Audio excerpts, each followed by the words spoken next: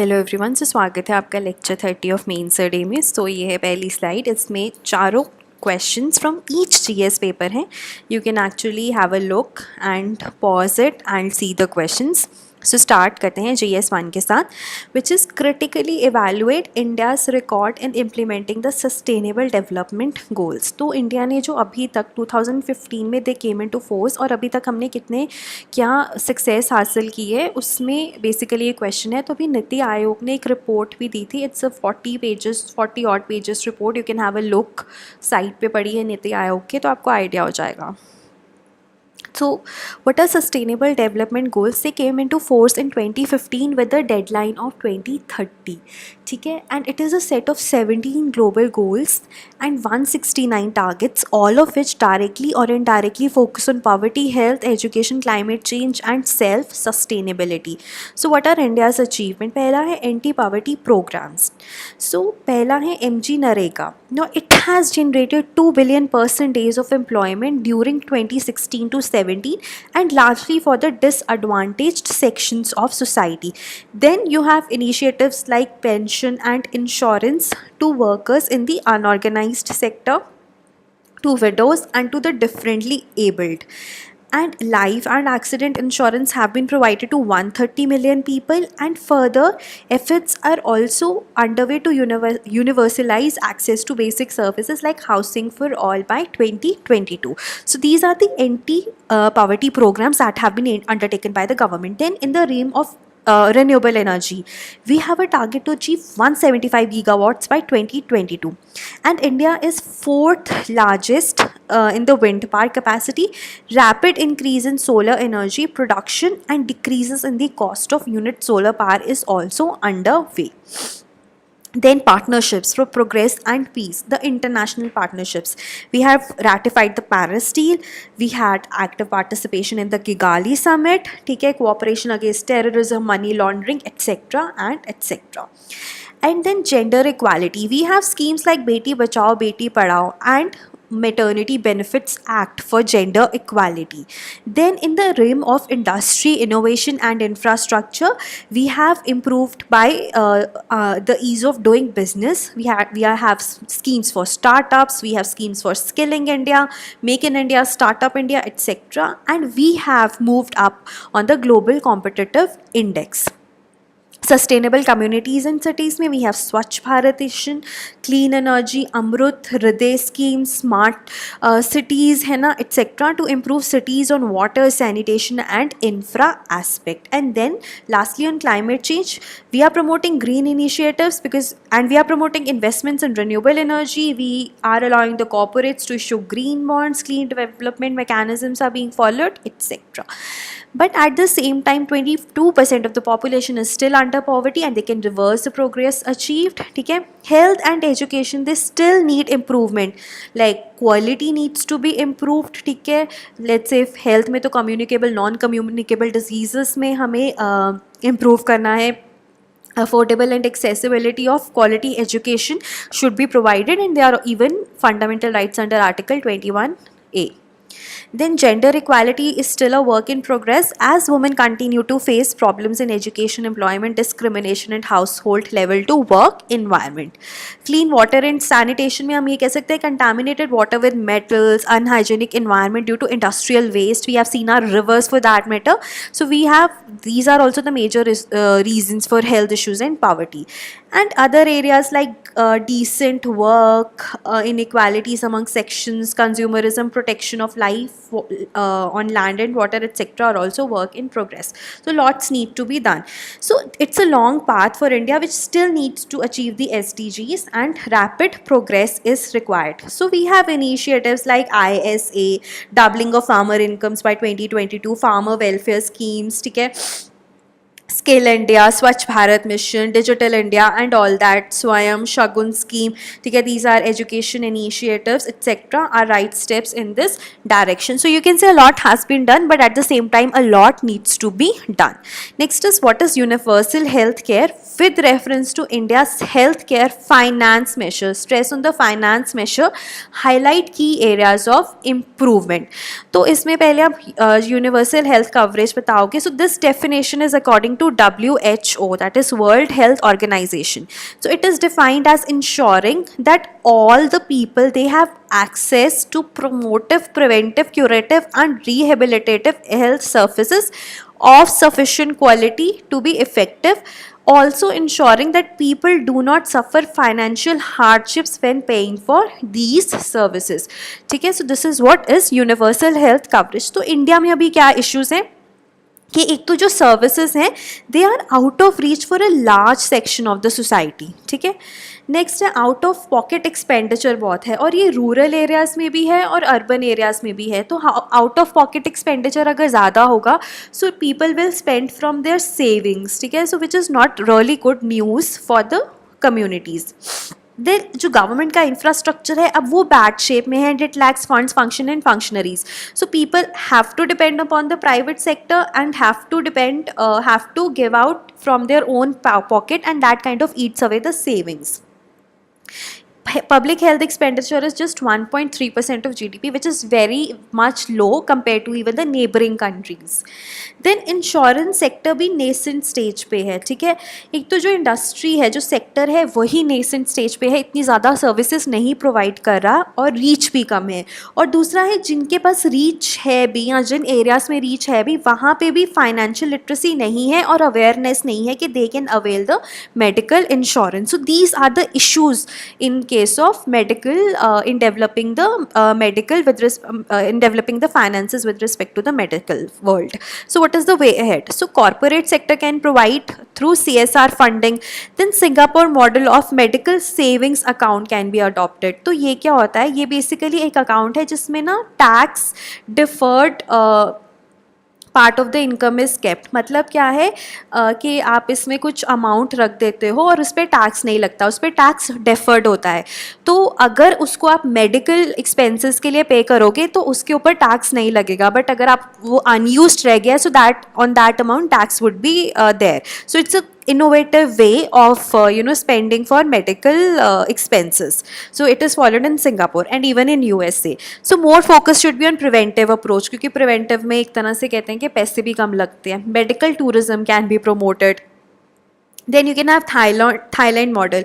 उसमें क्या है, इनफॉर्मल सेक्टर के लिए you can have universal health coverage and then you can have measures like cigarette tax. उससे क्या होगा, रेवेन्यू बढ़ेगा फॉर हेल्थ एक्सपेंडिचर. ठीक है, देन नेक्स्ट है हमारे पास कंपल्सरी लाइसेंस आप ज़्यादा दे सकते हो ताकि जेनरिक मेडिसिन प्रोड्यूस करें और मेडिसिन की जो कॉस्ट है वो कम हो जाए. Other low-cost health systems like Ayush, etc. should be promoted. So these are the way ahead in this case. ठीक है, next is GS3 का question, which is इसका conclusion है. So India needs a holistic approach to address the health financing so that everybody can gets access to the services. And इसमें आप national health mission, ठीक है, एक तरह से वो universalize कर रहा है medicine को. Then the insurance, ठीक है, those schemes, then universal health insurance, all these insurance schemes, ठीक है, राष्ट्रीय स्वास्थ्य बीमा योजना, all are these in the right direction to give maximum benefit to the people with zero risk. So these are the ones which can be deepened. ठीक है. So next is GS3. So GS3 is, does India need genetically modified crops? Discuss. So एक introduction दे सकते हो कि ये होते क्या हैं. It is a plant that has a novel combination of genetic material obtained through the use of modern biotechnology. तो आपने BT cotton का example सुना होगा, अभी HT mustard भी is in news. तो वो examples हैं. So yes, India needs them क्योंकि प्रोडक्टिविटी बढ़ जाती है, क्रॉप यील्ड्स बहुत ज़्यादा है GM क्रॉप्स की, फार्म कॉस्ट भी कम है. ठीक है, नेक्स्ट है हमारे पास, तो अगर क्रॉप यील्ड्स बढ़ जाएंगी और कॉस्ट कम होगी तो प्रॉफिट बढ़ जाएगा definitely. And improvement in health and the environment, वो कैसे कहते हैं, हेल्थ में जैसे गोल्डन राइस है, ठीक है, that is fortified with vitamin A. ठीक है, सो ऑब्वियसली हेल्थ इंप्रूव हो गई और पेस्ट रेजिस्टेंस डेवलप हो जाता है. जैसे BT कॉटन का एग्जांपल है, so this is resistant to the most common pest of cotton, that is bollworm. ठीक है, सो पेस्ट रेजिस्टेंस है. and then you have it can help to meet India's food security needs. So by 2028 we will have the largest population close, है ना. तो अब इतनी ज़्यादा population हो जाएगी, we'll even bypass China. तो उसके लिए food security चाहिए हमें, है ना. इतनी ज़्यादा तो productivity should be high, तो these can be provided by the GM crops. Next है, India has been importing GM products जैसे कि GM सोयाबीन और GM कनोला, ठीक है. So nearly 2 decades. तो हम जब इंपोर्ट कर रहे हैं तो हम ग्रो क्यों नहीं कर पाते? अगर हम इनको ग्रो करेंगे तो एक तो हमारी जो ऑयल सीड्स की रिक्वायरमेंट्स है जो हम इंपोर्ट करते हैं वो कम होगी, तो फॉरेक्स बचेगा, ठीक है. और अगर फार्मर्स के लिए बेनिफिट होगा, उनकी इनकम इंक्रीज होगी. और दूसरी एक चीज़ है कि इनके जो प्रोडक्ट्स हैं, इससे केक बनता है which can be given to the animals, ठीक है. तो उनकी फीड और न्यूट्रिशियस होगी. तो बहुत सारे एक्सटर्नैलिटीज़ हैं जो कि आती हैं इसके साथ. एंड देन आप सेवरल इंटरनेशनल ऑर्गेनाइजेशन जैसे FAO, WHO, OECD, इन्होंने भी रिपीटेडली कंफर्म किया है कि जो बायोटेक क्रॉप्स है उनकी जो दे आर सेफ, ठीक है, and they are nutritious as the conventional and the organic ones, ठीक है. नेक्स्ट, एक ना जब भी GM क्रॉप्स का आर्टिकल आता है तो आपने देखा होगा लाइफ मिनट जो न्यूज़पेपर है उसमें ये वाली स्टडी हमेशा कोट होती है, ठीक है. So this was a 214 Meta study क्योंकि 147 अदर स्टडीज़ को एनालाइज करके बनाई गई है from around the world. So it was done by Klumper and Qaim of university of Gottingen from Germany. So they have found that GM technology has increased the crop yields by 22%, reduced the use of chemical pesticides by 37%, and increased the farmer profits by 68%. So if you can remember this study, चाहे percentages ना भी याद रखें, बस ये याद रख लें कि 2014 में एक मेटा स्टडी हुई थी by a university in Germany and they have concluded this. So hence they are beneficial. So India needs them. But no, क्योंकि impact होता है human health और environment में कि नहीं होता है हमें पता ही नहीं है. It is a long drawn thing. तो अब जो साइंटिफिक कम्युनिटी है it is itself confused और अनसर्टन अबाउट दिस, ठीक है. अब क्या है कि many in this community who feel that the benefits outweigh the risks, other points to the irreversibility of this technology. तो सबसे ज़्यादा जो एक तरह से क्लेम ये है कि चाहे ये सेफ़ है बट हमें नहीं पता कल को इसके साइड इफ़ेक्ट्स क्या होंगे, और जो भी इसके साइड इफ़ेक्ट्स होंगे वो इरिवर्सिबल होंगे and they will stay for perpetuity. तो सबसे बड़ा फेयर यही है कि वो हमेशा के लिए होगा. Next है, hence they advocate a precautionary approach towards any open release of GMOs.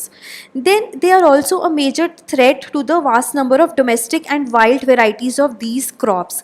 और एक ना जो globally accepted view है कि इनको उस जगह पे नहीं introduce करना चाहिए जो center of origin है, या centers of origin है या जहाँ पे biodiversity बहुत ज़्यादा है. और इंडिया क्या है, एक मेगा biodiversity hotspot है जैसे कि ईस्टर्न हिमालयस और वेस्टर्न घाट्स. सो इसलिए यहाँ पे इंट्रोड्यूस करने के हमें साइड इफ़ेक्ट्स नहीं पता हैं. और ये भी पोटेंशियल है कि जो पेस्ट्स हैं वो इवॉल्व कर जाएं, है ना, रेजिस्टेंस को. और उसके बाद क्या है, ये जो पेस्ट्स होंगे ये जाके दूसरे ऑर्गेनिजम्स को, दूसरे प्लांट्स को भी इफ़ेक्ट कर सकते हैं. जैसे कि आपने देखा BT कॉटन बोलवर्म से तो रेजिस्टेंट हो गया, ठीक है, but at the same time उसको 2005 में पंजाब और हरियाणा में there was this white fly attack and उसने क्या किया, BT कॉटन से काफ़ी ज़्यादा विश्वास उठा दिया था फार्मर्स का, जबकि पहले दे वर वेरी हैप्पी क्योंकि वो प्रोडक्टिव है and all that. So yes, but there are जो BT कॉटन है उसके पॉजिटिव्स नेगेटिव्स बहुत हैं, बट हाँ एटलीस्ट एक जो पॉजिटिव डेफिनेट पॉजिटिव था कि वो पेस्टिसाइड से रेजिस्टेंट है वो भी नहीं रहा. और also unintentionally introduced allergens and other anti nutrition factors का रिस्क भी हमेशा रहेगा. और एक जो सबसे इम्पॉर्टेंट है वो ये है कि ट्रांसपेरेंसी नहीं है रेगुलेटरी प्रोसेस में, ठीक है. जैसे कि जो रेगुलेटरी अप्रूवल्स देती है वही वो है जो बेसिकली उसके ऊपर रिसर्च कर रही है, दैट इज़ GEAC, ठीक है. सो यही है, तो ये एक ही बॉडी है जो रेगुलेटरी अप्रूवल भी कर रही है और साइंटिफिक रिसर्च भी कर रही है. सो एक तरह से ये कॉन्फ्लिक्ट ऑफ इंटरेस्ट है और ये चेंज होना चाहिए. Then there are also concerns regarding the loss of food biodiversity if corporate food varieties begin to flood the market. So there is a major challenge, ठीक है, to develop low input high output agriculture, और ये biotechnology के बिना नहीं हो सकता. So government को जो चैलेंजेस हैं, जो एप्रीहेंशंस हैं, उनको टेक केयर करके it should actually work on the GM technologies, ठीक है, and take necessary decision and give permission for the field trials. Next is GS4. Differentiate between aptitude and attitude. Illustrate with examples why aptitude is important for civil servants. Now this is a very specific question, but अगर आपको ऐसे question आए कि which of the following is more important, तो आप ये conclude कर सकते हो कि both are equally important. But यहाँ पे since specifically पूछा है तो हम उसको elaborate करेंगे. So attitude is related to the existing abilities and skills with certain perceptions. ठीक है, कि आपकी ना एक perception है towards an object कि आप कि इट इज़ गुड और बैड, जबकि जो एप्टीट्यूड है that is the learning ability या ability to acquire skills, knowledge etcetera. Aptitudes are our potential to learn skills which we develop and hone through time.